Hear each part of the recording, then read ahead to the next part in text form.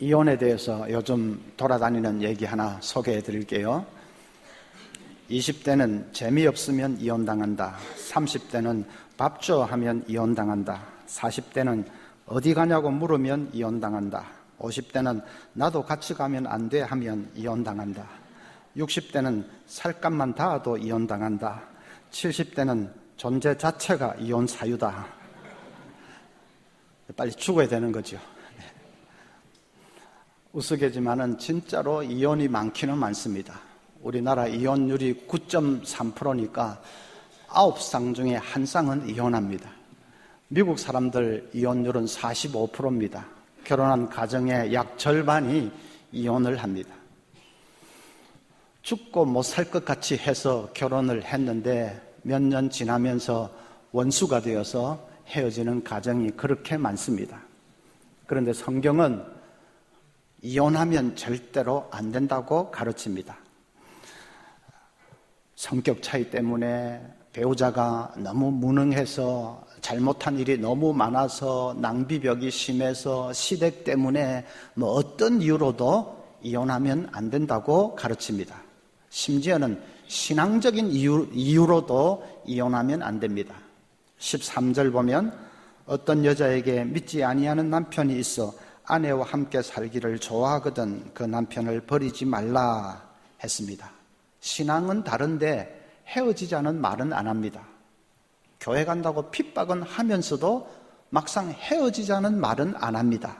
그러면 헤어지면 안 된다는 말입니다.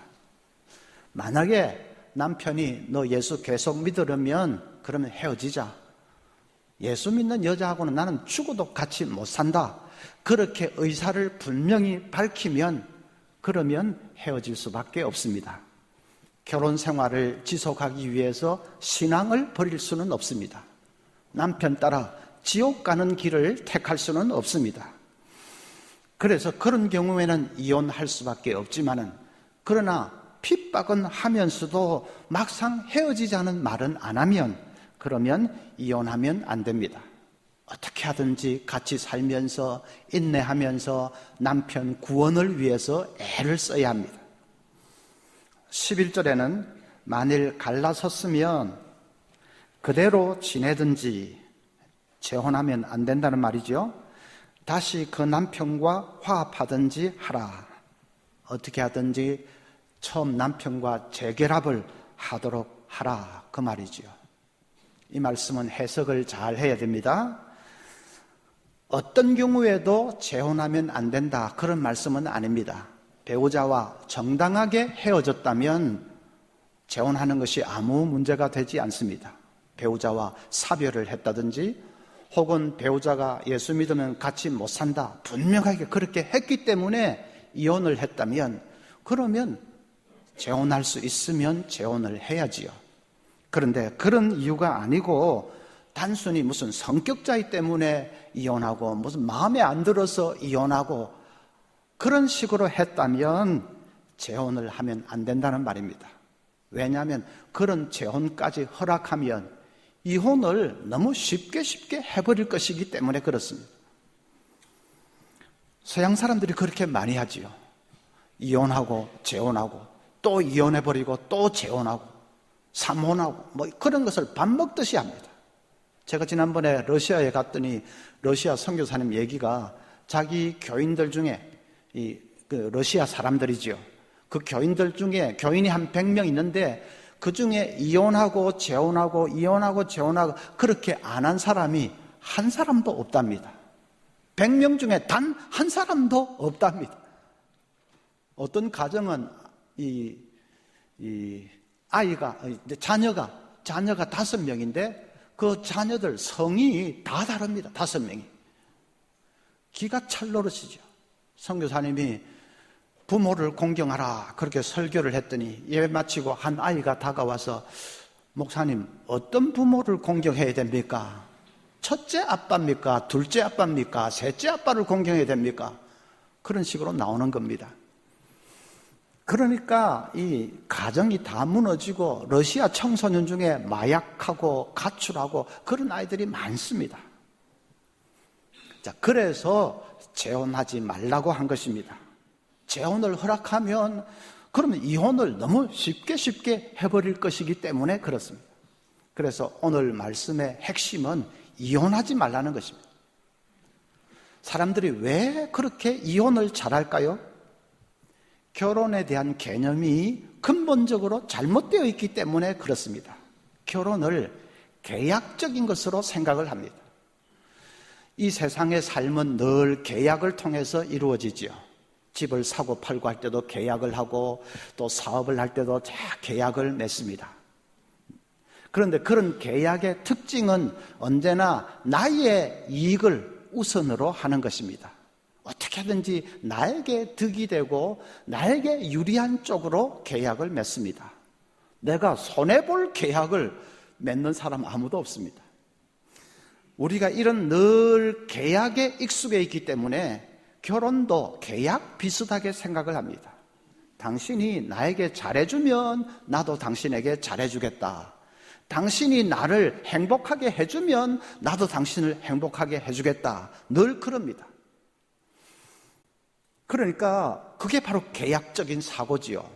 뭐 결혼식 하면서 계약을 맺는 사람은 없겠지만은 이 사고가, 마인드가 당신이 나에게 잘해주면 나도 잘해주겠다 하는 그런 계약적인 사고에 젖어 있습니다. 서양 사람들은 문자 그대로 계약 결혼을 하는 사람들도 많지요.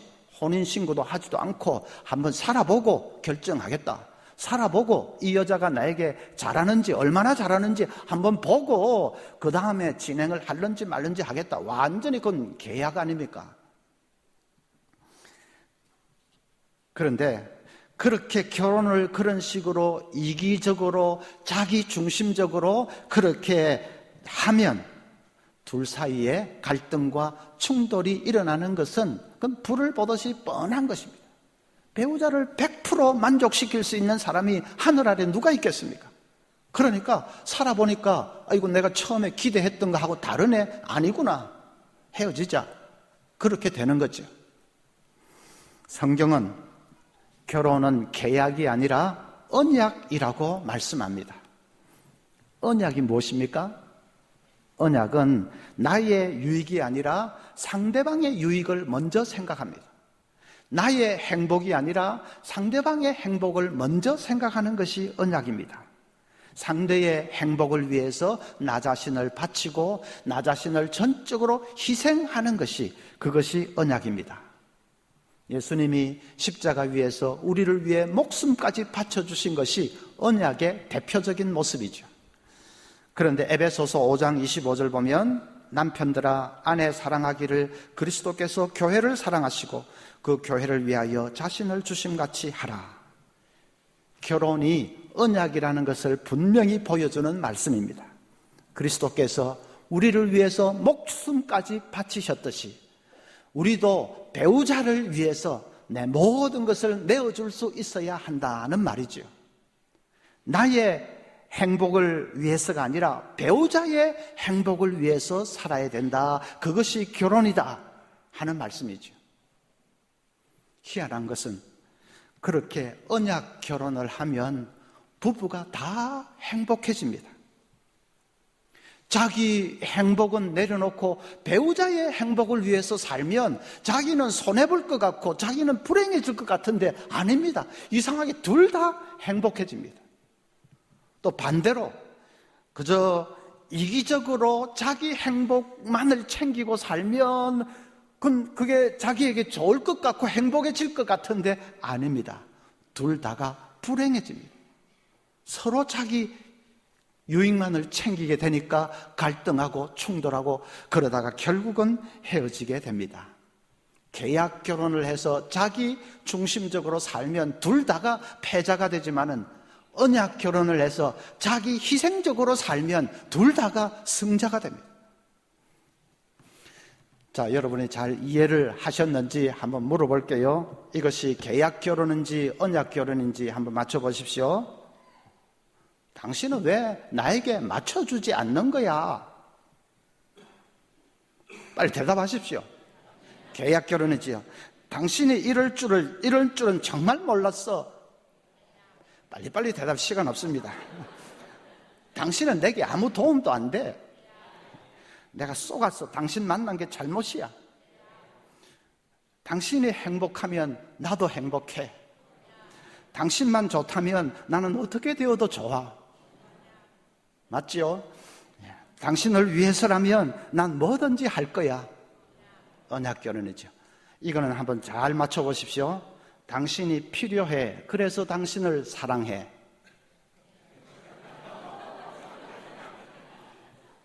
뭐 그렇게 고차원도 아닌데 그렇습니까? 네. 계약이죠. 당신이 나에게 지금 필요하니까 필요해. 사랑해는 뒤에 갖다 붙이는 거죠. 자, 그것을 언약 결혼으로 표현하면 어떻겠습니까? 당신을 사랑해. 그래서 당신이 필요해. 자, 우리 부부 생활이 언약 결혼이 돼야 됩니다. 어떻게 하면 이 언약 결혼을 잘 실천할 수 있을까? 그것이 중요하겠죠. 자, 배우자의 행복을 위해서 사는 것이다 했는데 조금 좀 두루뭉술할 수 있습니다. 그래서 구체적으로 어떻게 하는 것이 언약 결혼을 이룰 수 있는 것인가? 먼저 부부간의 차이를 잘 포용할 수 있어야 합니다. 부부간에 다른 점이 많지요. 성격도 다르고 무슨 행동도 다르고 습관도 다르고 생각도 다르고 모든 것이 다릅니다. 다른 것이 정상입니다.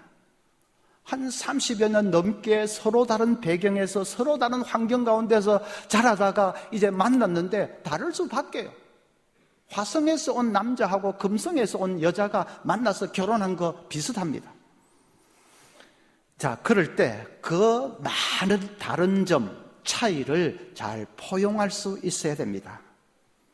차이를 억지로 내 식으로 뜯어 고치려고 하지 마십시오. 억지로 나에게 맞추려고 하지 마십시오. 억지로 그렇게 뜯어 고치려고 하는 것은 사랑이 아닙니다. 그건 언약 결혼이 아닙니다. 어떤 남편은 세면대에다가 발을 집어넣고 씻다가 막 아내와 대판 싸웠습니다. 더럽다고 하고 이게 무슨 더럽냐고 하고, 어떤 사람은 싱크대에서 양치를 하다가 또 대판 싸웠습니다. 어떤 사람은 치약을 가운데 푹 눌러 쓴다고 막 티격태격 하다가 또 싸웠습니다. 어떤 사람은 감자를 설탕에 찍어 먹어야 되느냐 소금에 찍어 먹어야 되느냐 그거 가지고 싸우다가 결국은 이혼까지 했습니다.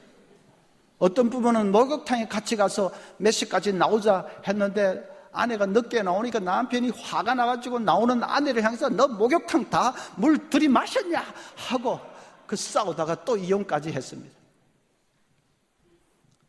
그것이 다 습관이 다르고 성격이 달라서 그런 거 아니겠습니까? 그것을 억지로 내 식으로 뜯어 고치려고 하지 마십시오. 그렇구나. 당신은 그렇구나. 그렇게 하십시오. 왜 그래? 당신 왜 그래? 왜 그런 식으로 해? 왜 그 모양이야? 그러지 말고 왜 그래? 하지 말고 아 그렇구나. 그렇게 하십시오. 자, 따라 해야 되겠죠? 그렇구나. 그렇구나! 이러지 말고 다시 그렇구나. 부드럽게 당신은 그렇구나. 차이를 있는 대로 인정하고 받아들이는 것입니다. 만약에 배우자가 죄를 짓든지 뭐 나쁜 짓을 하든지 하면 뜯어 고쳐야지요.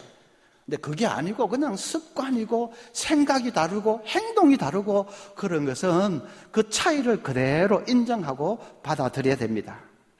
만약에 습관이라도 아무리 습관이지만 저거는 좀 고쳤으면 좋겠다, 좀 더 개선했으면 좋겠다 싶은 것이 있겠지요. 그럴 때는 부드럽게 요청을 하십시오. 비난을 하지 말고 요청을 하십시오. 요청은 하지 않고 비난부터 퍼붓는 사람이 있습니다. 당신은 왜 그 모양이야? 왜 그런 식으로 해? 왜 그래? 하고 그냥 비난부터 퍼붓습니다. 그러지 말고 부드럽게 어떻게 했으면 좋을는지 요청을 하십시오. 저희 부부는 결혼 초창기에 제가 아내 생일을 잘 챙겨주지 못해가지고 티격태격할 때가 많았습니다.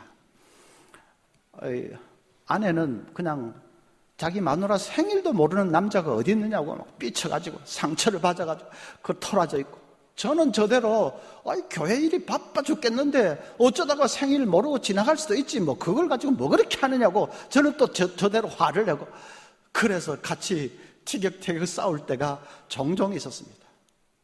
어떤 때는 내일 마누라 생일이다, 내일 마누라 생일이다 했는데 하룻밤 자고 났는데 또 까맣게 잊었습니다.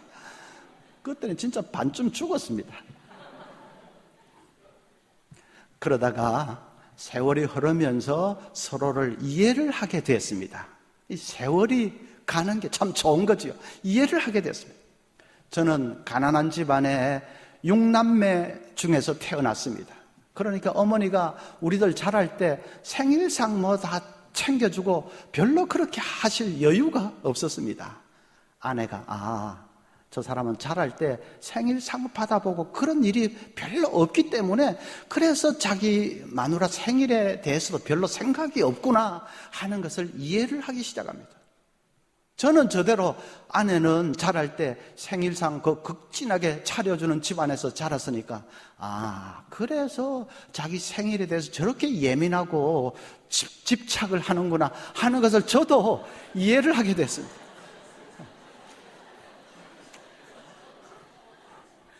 여러분 웃지만 정말 눈물 어린 사연입니다. 서로 이해를 할 수 있으면 절반은 이제 해결이 된 거지요. 그 다음부터 아내는 딱 새해가 달력이 새로 나오면 거기다가 자기 생일에다가 벌겋게 칠을 해가지고 제 책상 앞에 딱 갖다 놓습니다. 이날 내 생일이에요, 잊지 마세요 합니다. 저는 그게 얼마나 고마운지요. 그전에는 아무 말도 않고 딱 있다가 생일날 챙겨주나 안 챙겨주나 보자 하고 있다가 제가 잊어버리면 막 화내고 그랬는데, 이제 막 다 알게 되고 나니까 아예 자기가 까놓고 이건 내 생일이니까 잊지 마세요 합니다. 얼마나 고마운지. 그건 저를 100번 도와주는 거죠. 또 아내가 그렇게 하니까 제가 정신이 더 바짝 듭니다. 잊지 말자, 마님 생일 잊지 말자, 마누라 생일, 더 그렇게 됩니다. 더 거창하게 차려주게 됩니다. 물론 여기까지는 제 얘기니까 예배 마치고 제 집사람 얘기도 한번 들어봐야 될 겁니다. 근데 비슷할 겁니다. 비난하지 말고 여러분 부드럽게 요청을 해 하십시오. 좀 고쳐야 될 게 있으면 이렇게 좀 해주세요 하고 달력에다가 벌건 칠을 하든지 어쨌든 그렇게 요청을 하십시오. 그래서 조금씩 바꾸어 나가면 되는 것입니다. 나아가서 서로의 차이를 더 긍정적으로 볼 필요도 있습니다. 어떤 부분은 남자는 아주 즉흥적이고 덜렁대는 성격인데 또 부인은 아주 세밀하고 꼼꼼합니다. 서로 다른 이 성격 때문에 초창기에 어려움이 많았답니다. 여행을 한번 가려고 해도 아내 생각에는 이 모처럼 여행이니까 일찌감치 좀 세밀하게 계획을 세워야 되는데 자기 남편은 그냥 날짜가 코앞에 다가와도 아무 계획도 없고 생각이 없는 것 같습니다. 그게 불만입니다. 남편은 남편대로 여행이 가서 부딪히면 다 되게 돼 있는데 아내는 몇 달 전부터 막 계획하는 게 그게 오히려 스트레스가 되었습니다. 그래서 신나야 하는 여행인데 서로 티격태격 하다가 기분은 망치고 올 때가 많았습니다. 그 부부도 세월이 흐르면서 깨닫게 되었습니다. 이거는 서로 타고난 성격 차이 때문에 어쩔 수 없는 거다 하는 것을 깨닫게 되었습니다. 그래서 서로의 스타일을 그대로 인정을 해주기로 했습니다. 남편은 이 여행 계획을 아내에게 다 일임을 했습니다. 당신이 계획 잘 세우니까 당신 다 계획 세워. 그럼 난 그대로 따를게 했습니다. 아내는 또 아내대로 전체 일정을 계획을 다 세우지 않고 어떤 날 오후에는 그냥 빈 시간으로 남겨두었습니다. 그래서 그 시간은 남편이 가서 그냥 보고 즉흥적으로 하자는 대로 따르도록 그렇게 했습니다. 그럼 남편은 현지에 가서 보고 재미있는 것을 잘 또 찾아냅니다. 어떤 때는 래프팅을 하자고 했다가 어떤 때는 사이클을 타자고 했다가, 그래서 적석인데도 남편 따라 해보면 또 나름대로 스릴도 있고 재미도 있습니다. 그래서 처음에는 그 서로 다른 것이 그것 때문에 갈등이 됐는데 다 이해하고 그 차이를 긍정적으로 이렇게 활용을 하니까 차이가 오히려 여행을 더 풍성한 것으로 만들어 주었다. 그럴듯한 얘기죠. 정말 그럴 수 있습니다. 차이를 긍정적으로 보고 활용을 하는 것입니다. 그러면 차이가 오히려 그것이 더 삶을 온전하게 만들 수 있습니다. 그래서 이 부부를 돕는 배필이라 그렇게 말했지 않습니까? 차이가 축복이 될 수 있습니다. 여러분, 우리 부부는 서로 달라서 참 힘들어요. 그렇게 하지 말고 우리 부부는 달라서 너무 재미있고 달라서 행복해요. 그렇게 할 수 있는 지혜로운 가정이 될 수 있기를 바랍니다. 두 번째는 이 언약 결혼을 잘 이루기 위해서 방어적인 태도를 극복할 수 있어야 됩니다. 부부가 서로에게 딱 방어적인 태도를 보일 때가 있습니다. 저녁 식사를 하다가 아내가 무심코 한마디를 했는데 남편이 벌컥 화를 냅니다. 아주 발끈해가지고 언성을 높입니다. 아내는 남편이 왜 갑자기 저러는지 어리둥절하지요. 그냥 분위기가 서늘해지고 저녁 식사를 완전히 망칩니다. 그렇게 발끈하면서 과민 반응을 보이는 것, 그게 이제 방어적인, 자기에 대해서 딱 방어적인 태도가 되는 거지요. 제 아내는 살 얘기만 나오면 방어적이 됩니다. 제가 당신 요즘 너무 찌는 거 아니야? 좀 조심해야 되는데 하면 그대로 뭐 받아들이면 될 텐데 꼭 당신은 당신 배도 만만찮아. 딱 이렇게 합니다. 아니, 자기가 걱정스러워서 내가 말했는데 남의 배는 또 왜 건드립니까? 그래서 막 티격태격 하다가 살 얘기만 나오면 자꾸 옥신각신 이렇게 되기 때문에 안 되겠다 말. 그래서 우리 집에 표를 하나 정해놓았습니다. 남의 살 간섭 말고 지 살 관리나 잘하자. 우리 집 표입니다. 부부간의 방어적인 태도는 왜 생기는 걸까? 자존심을 건드렸기 때문이지요. 차를 타고 가는데 아내가 여보 속도 좀 줄여요. 여기 80km 구간이잖아. 남편이 순간 딱 기분 나쁜 표정을 지으면서 내가 다 알아서 하고 있어. 알아서 하기는 뭘 알아서 해요. 지금 20km나 오버잖아. 그럼 남편이 어떻게 하죠? 차를 그냥 갓길에 끽 대고는 그렇게 운전 잘하면 네가 해라 하고 막 노려봅니다. 속도 좀 줄이라는 거 별말도 아닌데 남편이 왜 그렇게 과민 반응을 보일까요? 왜 그렇게 자기를 탁 방어할까요? 그 남편은 직업이 변변찮습니다. 그래서 아내가 잡을 가지고 있습니다.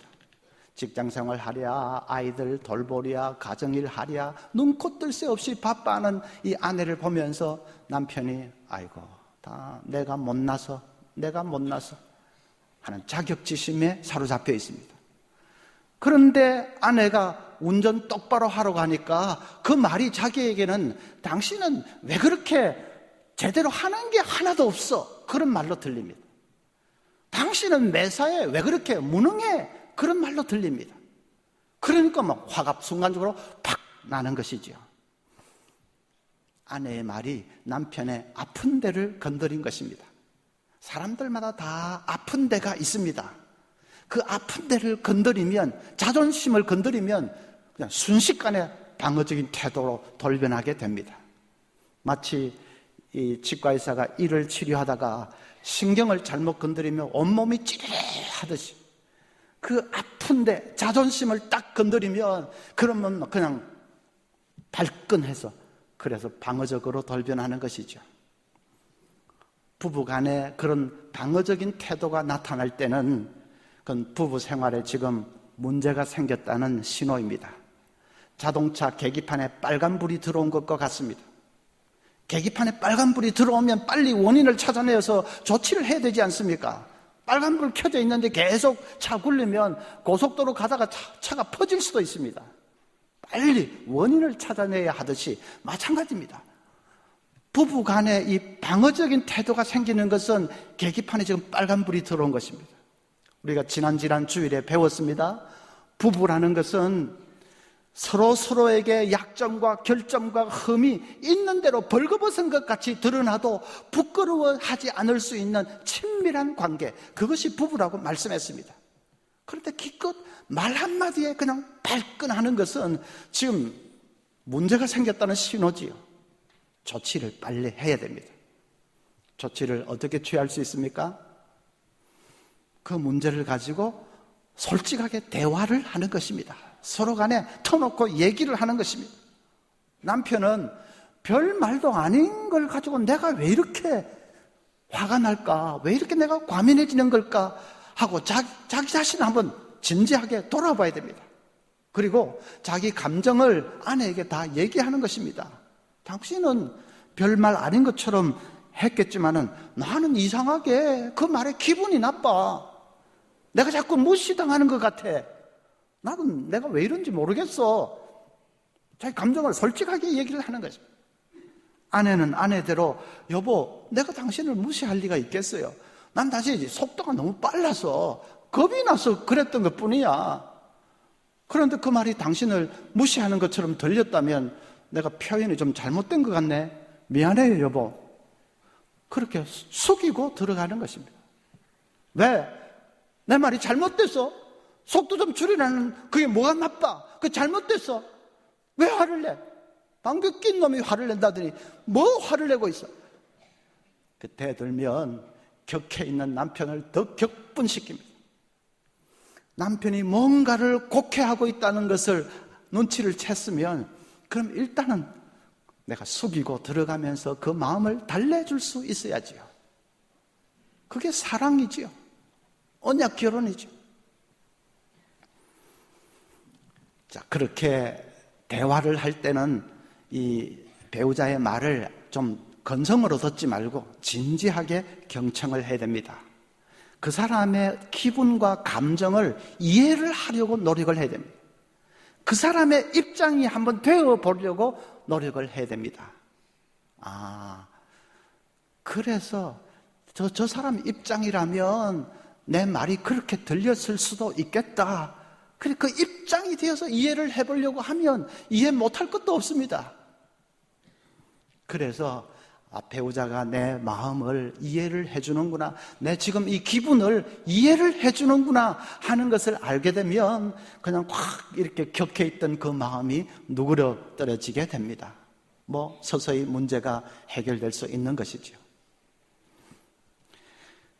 세 번째로는 서로를 품고 용서해야 됩니다. 재작년 7월 31일인데 미국 위스콘신주 80번 도로에서 큰 교통사고가 났습니다. 공사 구간에 차들이 속도를 줄이는데 뒤따라오던 큰 덤프 트럭이 졸음운전을 했는지 음주운전을 했는지 못 보고 그냥 앞차를 덮쳐버렸습니다. 앞차에서 화염이 일어났고 일가족 제미슨 팔스 일가족 5명이 그 자리에서 죽음을 당했습니다.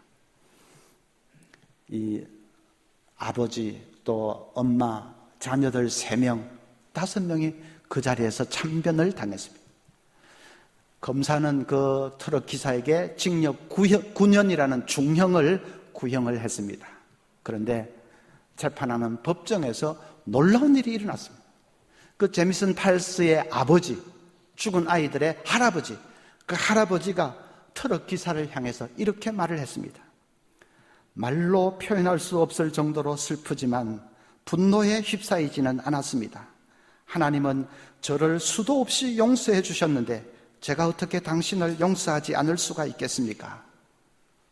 그러면서 판사에게 부디 관용을 베풀어 달라고 호소를 했습니다. 죽은 아이들의 할머니도 이렇게 말했습니다. 사람들은 저희를 슈퍼 크리스찬이라고 생각할지 모르지만은 우리는 주님의 뜻에 따라 사는 평범한 사람일 뿐입니다. 그러면서 역시 선처를 호소를 했습니다. 그것이 받아들여져서 판사는 이제 겨우 6개월 형을 언도를 했고 6개월 지나서 그 사람은 석방이 되었습니다. 일가족 몰살이라고 하는 정말 그 생각할 수도 없는 끔찍한 일을 당했는데 어떻게 선처를 호소할 수 있는지 전 미국 국민들이 그 뉴스를 들으면서 감동을 받았어요. 저도 그 기사를 읽으면서 얼마나 눈물이 나는지, 그 죽은 5 가족을 생각할 때 그 원수 같은 사람을 용서해 달라고 하는 그 할아버지 할머니 생각할 때 얼마나 눈물이 나는지. 하나님은 저를 수도 없이 용서해 주셨는데 제가 어떻게 당신을 용서하지 않을 수가 있겠습니까? 부부 생활에도 그것이 답입니다. 용서해야 됩니다. 배우자가 아무리 부족해도 용서해야 됩니다. 아무리 나를 화나게 해도 용서해야 됩니다.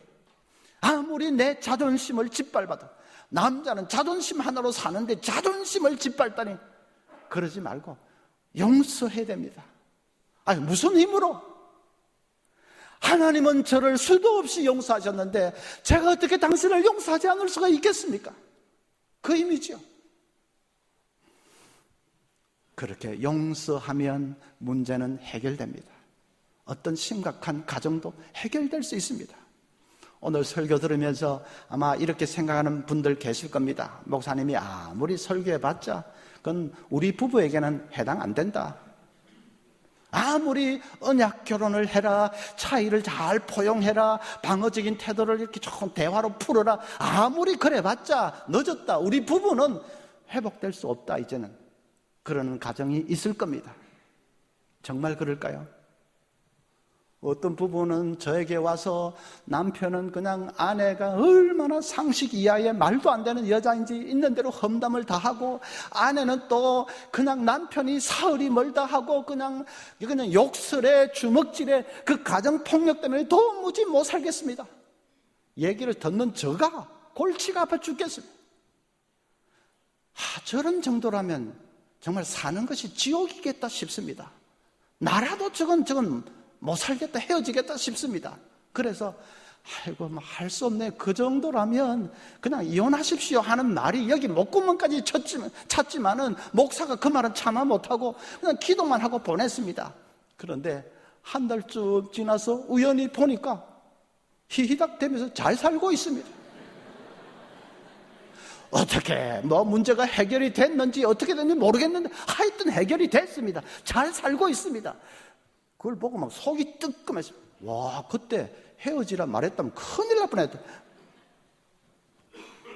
부부 관계라는 것이 그렇습니다.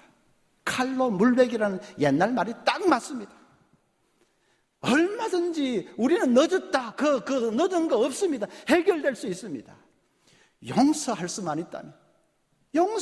있다면 해결될 수 있습니다. 말이 쉽지 어떻게 그 사람을 용서하나, 그 말도 안 되는 인간을 어떻게 용서하나?